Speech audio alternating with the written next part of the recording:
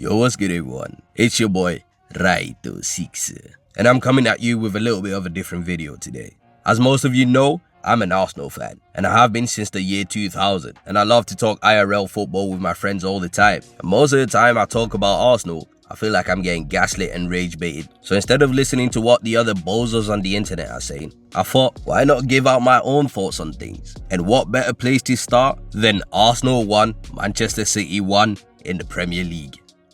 Now in general, this was a game of two halves. I was a little bit disappointed with the lineup, I can't lie. Although, unlike many, I can actually follow the logic behind it. We have so many players that are just not yet up to speed, and so many players are returning from injuries. And so I think Arteta thought it'd be best if we can keep it tight, see what City are all about, and play from there. Now, had he known that Pep Guardiola was going to go as defensively as he was, I'm pretty sure that lineup would have been a little bit different. Probably would have added a creative player from the onset. But in hindsight, it was best for us to go for it from the beginning. I mean, we are the better team after all. Let's be honest. Now, the first half wasn't great. We conceded an early goal, and it was a great one at that. But I think the second half taught us a lot about this team and the direction that we're going in. And so I wanted to talk about the 6 things that we learned in the Arsenal versus Manchester City match. Now, starting us off at number 1, Gabriel and Saliba need to do a little bit better. Now, these two are definitely the best centre-back pairing in the Premier League, hands down. Having been responsible for the best defensive records in the last 2 seasons running, these two are monsters. But one lapse in concentration and poor decision making in one instant has unfortunately let us down.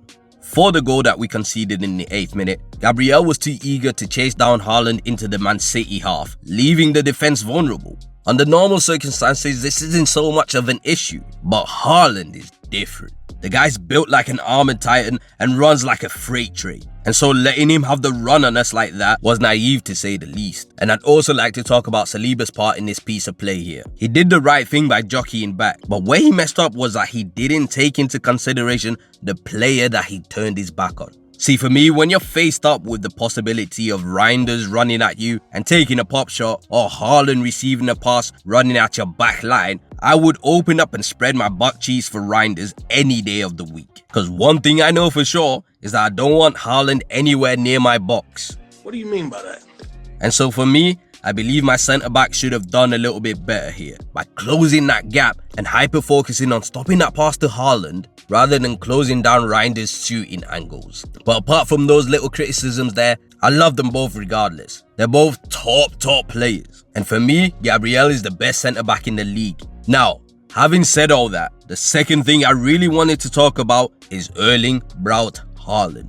The boy's a monster. All he needed was one chance and he converts it into a goal like a seasoned alchemist of the highest order. He's already up to 6 goals in this season, but I kid you not, this is actually one of his slowest starts ever in the Premier League. Bruh. Last season, he already had 9 points coming into game week 5. And despite this being a slow start for him, I think that he's really maturing his play and becoming a better link-up man, creating space for himself, which just makes him even scarier of a prospect to deal with. He's better than Noel Noah for sure, and the second best Viking in the league. I rate him highly.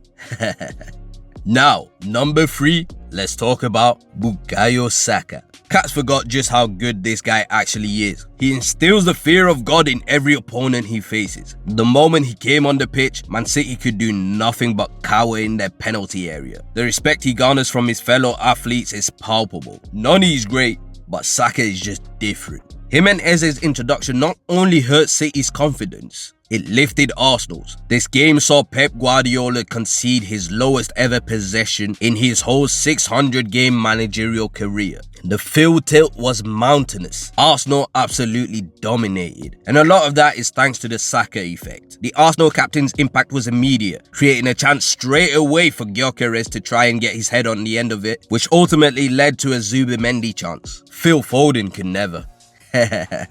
But it wasn't just Saka alone. Number 4, I'd like to talk about Eberechi Eze.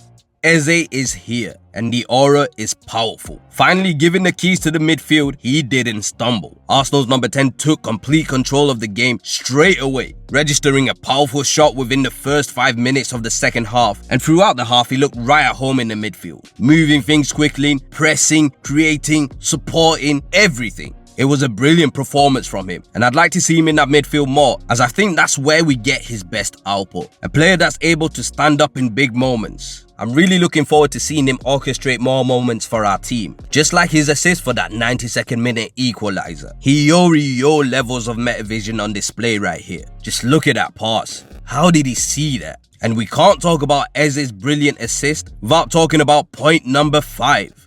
Martinelli's on crud, providing a masterful finish here. I don't know what's gotten into bro lately, but I'm loving it. That's 3 goal contributions in his last 2 matches, and all coming from the bench. Could he be our newest super sub? And it makes sense. In the dying embers of the game, the last thing you want to see is a speedy Gonzalez running right at you, head down, full speed, 0 thoughts in his head. Martinelli's a transitional monster, and he's been so clinical as of late. Man, I love seeing my bros stun on all these hating hoes. And let's just take a moment to actually talk about the finish here. Not only did he time his run perfectly, his first touch allowed him to keep sprinting before dinking the ball perfectly over the keeper. And this wasn't an easy chance, by the way. XG suggests that only 1 in 9 times a player is expected to convert from here, which just shows you how clutch Martinelli has become, and this isn't the first time he's done this against Man City. The chip here was placed perfectly. He must have been watching my EAFC Pro Club clips, since he got just the right amount of loft to get over the 6'5" Donnarumma while still maintaining enough pace, which meant that the goalkeeper couldn't recover in an attempt to stop it going in. And all this from outside the box, by the way. Top class from the Brazilian, and I hope he carries on in this vein for the rest of the season. Now to the business end of things. Point number 6. Arteta must be willing to be hurt. Arsenal are not a defensive team, and he's not a defensive manager. You can't be defensive when you're constantly on the upper end of the league's goal scored charts, especially in seasons where you don't have a proper striker. Arsenal simply have a good defensive structure, and I say structure because we defend from the front, but our defenders are still just humans. That's the reason why Arteta would prefer that they're not left defending on their own, because then we'd be on the end of more goals like Haaland's today. Having said all that, I still think he needs to allow himself to take a little bit more risk in these games. I know he considers Mourinho an attacking player, but him and Rice at the same time just doesn't seem to work currently. And so I think he should have taken a risk on an Eze in the midfield from the beginning and asked Zubi and Rice to cover the possible defensive deficiencies. We have to understand, playing in the midfield for Arteta is not something that just anyone can jump into and do. There's so much on and off the ball responsibilities that really contribute to our strong defensive structure, and I think Eze is still learning that, which is why he's only just come into the midfield. Look, it may be selfish of us to ask Arteta to open up his chest against the master that nurtured him into becoming one of the best coaches currently of his generation, since he knows him better than anyone else. And so it's easy for us to tell him to risk it for a chocolate biscuit, but our jobs aren't the ones on the line here. By the way, notice how much respect both City and Liverpool have put on Arsenal this season. Both teams adopting a more cautious approach in their matches against us, and both teams having limited attacking chances. Here's a direct quote from the Man City manager himself after the match.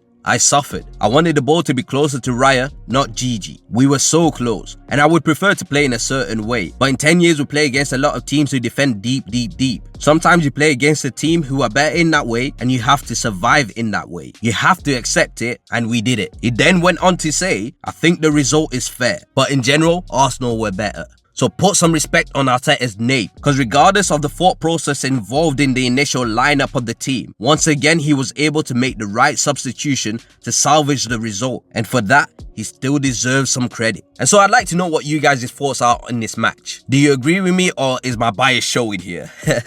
And if you really enjoyed this video, please make sure you hit that like button and let me know as well in the comments, because I think this might be something I'd like to do here and now on this channel if you guys are really rocking with it. And make sure you don't miss out on any of my other videos, the Blue Lock ones, as the U20 World Cup is really popping off right now. So subscribe if you're really rocking with it and if you want more. And so until I see you guys again on the next video, take care and God bless.